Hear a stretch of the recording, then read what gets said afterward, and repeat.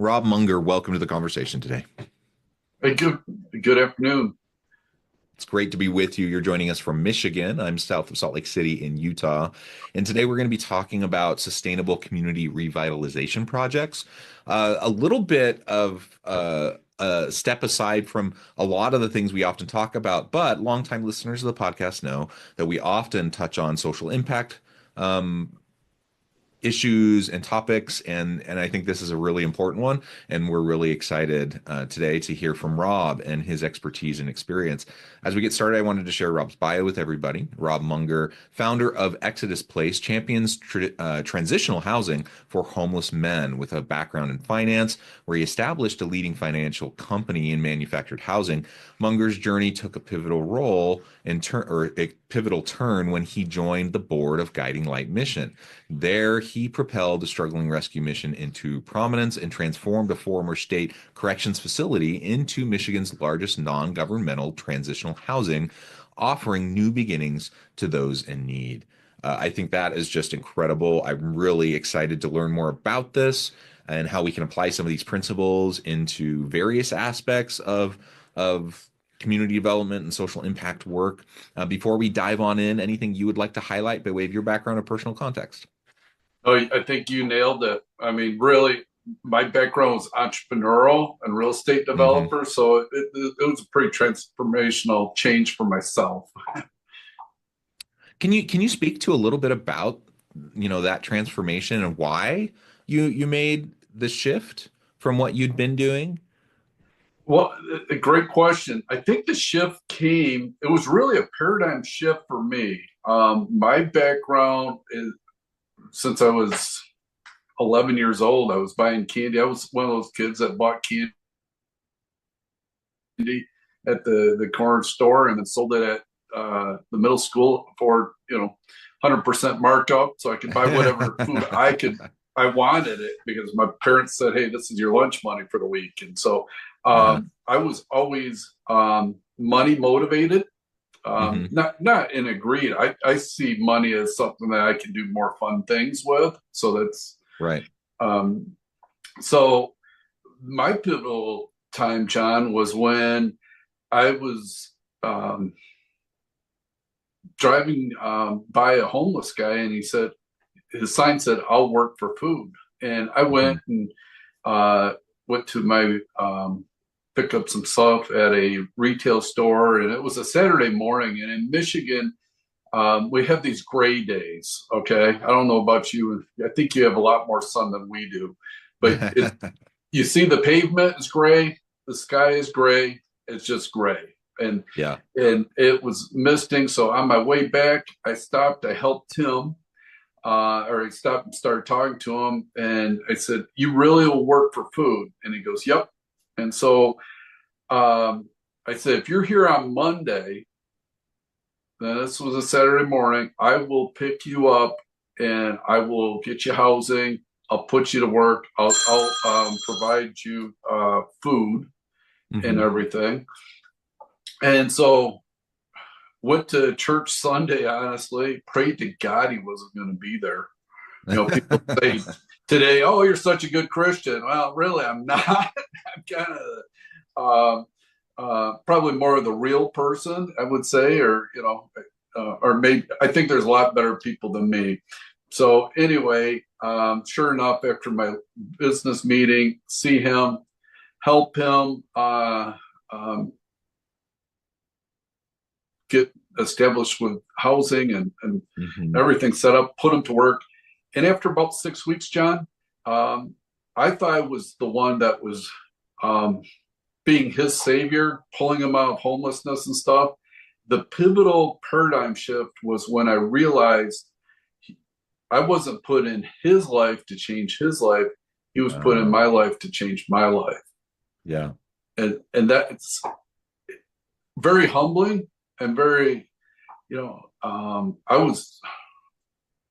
I grew up, my father and mother taught me to work. I think it was at 4 years old. I had to Hmm. dust shelves in a hardware store to Mm. get, if I wanted to get a Coke or I wanted to get a Hot Wheels car. So I was very prejudiced against the homeless and the poor. because I thought if I can do it, anybody can do it. And Well, and it's, you know, it's the common narrative, right? Um, you know, there's the stereotypes of the poor, you know, just pull yourself up by your bootstraps, you're lazy, you're, you know, you've made bad life choices and it's your fault, blah blah blah. And you know, some of that could be true. I mean, it depends, but it's not really our place to judge it, right? Like we don't know their situation. We don't know what their motivations are, what their back history is. We don't know, like, do they have mental health challenges? We don't know any of that stuff. Like, all we know is there's this person in front of us that is in need, right? And we tend, because of common kind of societal narrative, that, you know, we tend to jump towards the negative and we tend to make assumptions, really negative assumptions. And a lot of times those assumptions just aren't even remotely accurate. you're exactly right, 100% right, John. Um, we jump to that narrative. I, I mean, I think it's just a human condition that we all Mhm. have to some extent, but we don't know their background. And and it's taken me a lot of years. And when you start changing your way of thinking, I'm so careful about judging people.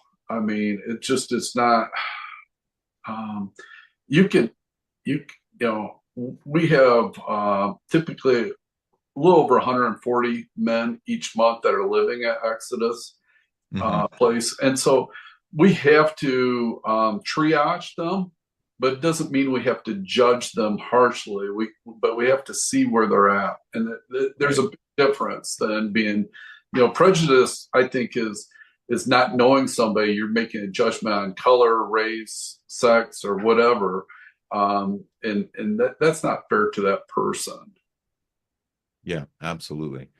And it's interesting too, like the human condition, as you mentioned, we often will, you know, judge ourselves, like we'll give ourselves the biggest benefit of the doubt, like on our flaws and our, you know, our weaknesses. And then we can be really harsh towards others that have, you know, everyone has flaws and weaknesses, right? Yep. And, you know, but that's just, again, partly how we tend to function unless we recognize we're doing it and unless we're willing to disrupt that thought process and take a step back and make the choice. Like, I'm not gonna judge this person. It's not my place. You know, like you said, there's a difference between triage and like trying to understand the situation and trying to understand where the gaps are and what help needs to be, you know, provided. And like all of that requires discernment. It requires, you know, awareness, all those things. It doesn't require judgment, right? In terms of it requires judgment in terms of our ability to use our judgment faculties, right? It doesn't require um, the judgment that we often apply, you know, in terms of thinking we're better than them or any of that kind of stuff. So, anyways, that's really just a cool background to see your transition, how you shift careers, how you shift kind of your mentality over time. Now, tell us a little bit more about the facilities and how you went about setting it up, because again, that in and of itself is quite a story. Yeah, I'll tell you what. I was 43 when I started. Or I guess Guiding Light. So over almost 16 years. Started with I had the building set to be donated to Guiding Light Mission because I stepped in when they had financial problems, and I was Hmm. the business guy that turned them around, created a structure. So they had a financial dashboard and a dashboard for outcomes because I believe so important for data. And so I did that. And then they were literally, I mean, the water company called and said, okay, you are so far behind. Once the power shut off, we can legally shut off your water. And that was, Hmm. and Hmm. and I was set to resign from there. And then just through a lot of really amazing things, transformational things happening, we were able to keep kind of like open. So I had this building all set, and then I ended up resigning from Guiding Light because I had stabilized it. They didn't want to take on this place called now Exodus Place, Hmm. and I said, "Hey, I'm going back to my normal life," and And then I ended up, after a couple weeks, just had a really God experience where I felt I needed to do it. Now, this is 2009, highest Mm, unemployment, highest suicide rates, highest right. foreclosures. I mean, everything. It's the wrong, absolute wrong time. And I ended up negotiating $100 a month lease. They had a $300,000 back tax bill that I said I would Mm, assume. Started with 4 homeless guys, with a business plan, a written business plan. And it's critical to have a business plan. And I talk a lot about intentional velocity. You can have all these great intentions, but if you have no velocity, nothing's going to mhm, happen. You can't mhm, execute. So did this with 4 homeless guys. Two of them, one was at the rescue mission for overtax. He was basically a drunk tank, and then the other came from jail, and then the two others were crackheads. So really don't have a great, I mean, business team, but I had willing participants. And so we took a 38,000 square foot facility, totally empty, no furniture. I mean, there was no, and you go, oh, okay. Well, no, when you're cleaning and there's no place to sit down, I mm, mean, you really kind of hit that reality button. And so the facility had actually, um, the fire suppression system had frozen up a couple years prior. mhm, And so everything had was mold, mildew. There was some carpet, walls. The paint was actually bubbled out where water sprayed so hard against the walls that the water went behind the paint. So it yeah. was an extreme, you talk about extreme makeover. And I regret I didn't take a bunch of pictures. And back Mhm, then, I mean, iPhones were just coming around. So, I mean, we right. just do that. And so we got it going. I was going to have the men really running the program, uh, you know, and I still was thinking it was going to be drugs and alcohol were the biggest problem. And what ultimately ended up happening was it was prescription meds that were the biggest problem in our facility. So we have a nursing department or medical department. Mhm, We have a workforce development department because throughout this whole plan was to get us to a point where it was workforce based so that we could mhm, have transformation. I want to cure homelessness. I don't want to treat it. right. Yeah. Not just the symptoms, right? Root causes. Getting at what's causing it and perpetuating it. I think that's fantastic. So, I mean, the lift is heavy, right? Um, and You're that I exactly think right.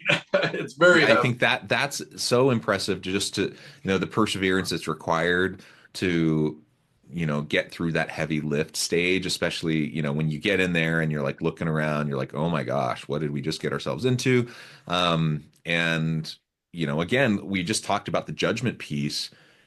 I imagine it could be really easy to slip back into the judgment, and to start to like try to make excuses and like why should I bail from this project and like like my guess is it's not an overnight like light switch flip, right? Like there's probably some kind of growth over time in terms of being able to set aside those prejudices and assumptions and like just being the willingness to like continue to see things through even when things are really tough.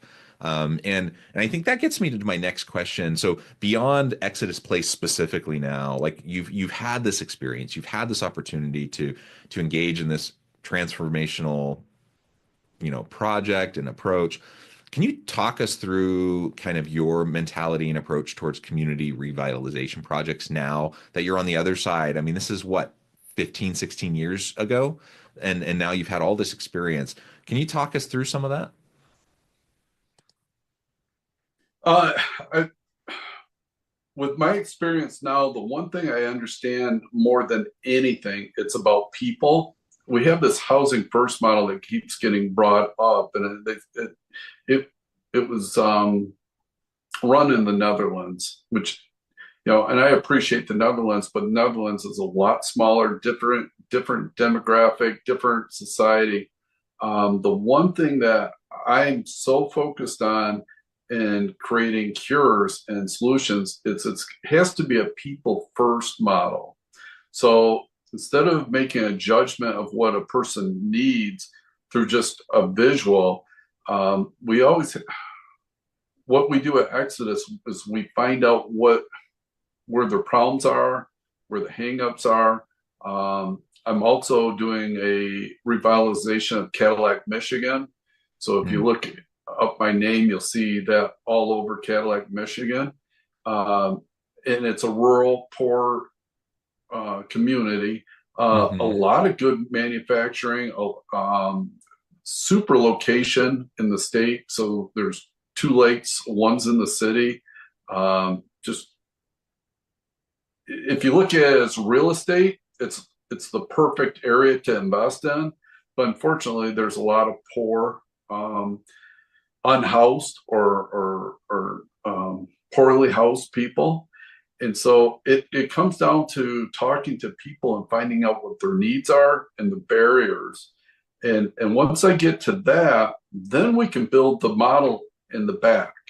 But without knowing the problem, it's kind of like anybody reviewing your business. You have to find out. You have to ask the hard questions. What am I doing wrong? What do I need to fix? I love it when clients and customers tell me what I'm doing wrong. In the early years, it offended me. Now it's like, well, thank you. You're just telling me what I need to fix. It's a gift, right? It is. And I don't have to pay a consultant to do it. I mean, yeah, if you can set your ego aside and nobody likes to be criticized or like to be told something they didn't work or was wrong or whatever. But if you set that aside and become, can have a level of security in yourself and maturity in yourself, regardless of how delicately or diplomatically or like how well someone gives you that feedback. And it may be the worst possible way that they give you the feedback, but guess what? It's still feedback and it's still a gift and it still informs you, and it can help you learn and grow. And like you said, leaders will pay coaches and they'll pay consultants like tons of money to get that feedback. And so like we should, even if it's not packaged well, we should learn how, set our ego aside and learn how to accept that and find the gem, in the feedback that's given because it's so valuable. Oh, it is. Yeah, totally agree. Sorry, I was interrupting you though. No. Hey, one of the biggest things that I focus on for Exodus Place, we have about a 93% success rate. And in our marketplace, just nationally, people are surprised that we have that high of a success rate because we're dealing with people with 80% of my clients there have a reading comprehension of a 2nd grade and below. And then just the felonies and stuff. And if you have a low understanding of education, high level of desire for dopamine, I mean, you're going to end up probably in jail, or doing some crazy motorcycle stuff or something fun, but get hurt. But I'm talking guys because guys, I'm talking as one. I've done some stupid things. But the one thing I work on, John, and there's a few compromises I don't have at Exodus Place. One is culture. We're always developing a positive culture. You can have a bad day, but the reality is I'm pushing culture. So we don't allow any fighting at our facility, 0 violence. And people are absolutely shocked because I have people with PTSD, bipolar, schizophrenic. I have murders there. I have gangbangers there. I have rapists there. I have all these people. And they go, you have 0 violence. I go, practically we'll have one maybe violent act every 2 years. And And so we don't have violent acts. So, but we hone this culture of a positive attitude and helping one another. So it's a people first model. So from the staff to the members, we call them members, not clients. We get them enrolled in the fact that, hey, we're here first to help people first. We're going to help each other. And then the other is we have a column or a saying is train, develop, and communicate. Most Mm, of the men that we have, um, they have gotten poor grades. They've been put in jail. They've maybe got kicked out of the army, or we're in the army and we're told to, just take the orders and shut up. right. Um, and alcohol and drugs really numb the senses, so it numbs the communication. So I'm forcing communication all the time. And with those two items, with that culture, and this is where community revitalization can really come into play, is if we have a people first model and then a forced communication. Tell me what's going on. Let's dig in and see what you need. That's why we're successful. Well, I like how, you have high standards, right? You're able to set aside the prejudice, the bias, the assumptions. You recognize, yes, these, oftentimes the unhoused have a backstory, right? There may be legal stuff, there may be substance abuse, there may be mental health issues, there could be all sorts of things, and so choosing to engage, isn't necessarily for the faint of heart, but it also means that these people aren't irredeemable, right? Like these people can be every bit as functional and contributing to each other and to society as any of us, and they've, for one reason or another, have been down on their luck and have found themselves in hard situations, and to have someone believe in them and to give them a framework and the ability to kind of rebuild their life, it can be, again, so transformational and so impactful. And it starts with having high expectations. It starts with, holding them to those expectations. And what's incredible to me is that you have a clear track record of, yes, people um, stand up and they arise to the challenge, right? It could be super easy for them to kind of fall back into old habits, or anything that may keep them from having a higher likelihood of success, and yet they stand up and they move forward and they make progress. And I think when we're thinking about any sort of community revitalization, whether in this case you're dealing with, the unhoused, it could be anything. It could be any sort of issues that we experience in our communities, and I think these principles are going to be fairly consistent in how we need to approach it. And I appreciate the humility that you have, that you bring to this topic, that you bring to your experience, and I appreciate the faith that you show in these individuals and in this hard situation. It can be hard to be optimistic and have that faith amidst a crazy world. Like we're in a messy, messy place, and things are hard, and it can be really easy for us to just kind of either put our head in the sand and ignore it, or to just get angsty and frustrated and angry and then not do anything about it. And so, one thing I would just encourage anyone in the audience today to do is to take a step back, take some stock, and think about, like, what can you do within your sphere of influence today to start to make a difference, to start to make an impact. And it doesn't need to be starting, a transitional housing facility, right? That's a huge project, and Yeah, and it's uh, one that completely, changed your life path and disrupted your life. That's awesome. Not everyone's in a place to do that. Not everyone can do that. That's okay. But, like, start where you can start, and start now. And collectively, if we all do that, we'll have tremendous outcomes. Well, Robb, I note the time. I need to let you go and get on with your busy day. Before we wrap things up for today, I just wanted to give you a chance to share with the audience how they can connect with you, find out more about your work, your team, and then give us the final word for today. Well, thank you. Real easy to connect with me. You can email me. So if you have specific questions, I put my email out there, Robb, R-O-B-B, at exodusplace.org. And then also you can go to exodusplace.org. If you want to learn a little bit more about me too, you can go to mungerventures.com because I still invest in a lot of real estate because of community developments and stuff. The one thing I'd like to leave with your audience, and this is one thing I'm really sharing with a lot of people now, is don't go out to just survive. My mentality is to help people thrive. Yes. Yeah. When you just go out to survive, you're just doing it. Good enough's not good enough. Okay. Yeah, you're going to get by. But the reality is if we come with the attitude that we want to thrive, and when we're having these conversations with people to make a difference in the world, thriving is going to bring a lot of people around us and encourage them, lift them up. And my goal is to lift people up and make a positive difference in people's lives. I love it. I love it. Robb, thank you so much. It's just been a real pleasure. I encourage the audience to reach out, to get connected, find out more about what Robb can do for you.